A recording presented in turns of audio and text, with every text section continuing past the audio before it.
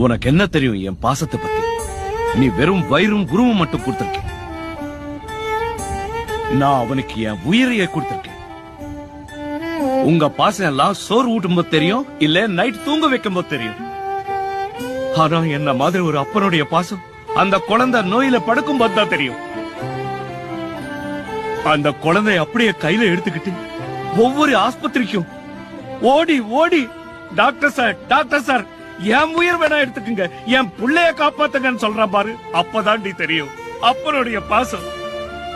ஆனா நீங்க புள்ளைக்கு ஒரு கஷ்டம் வந்தா அவங்க கூட சேர்ந்து ஓடி அழுவுறீங்க.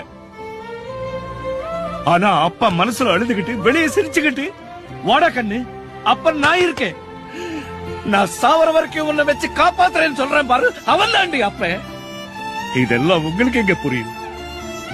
அப்பம் பாசம் எல்லாம் பீர் பாட்டில் மாதிரி.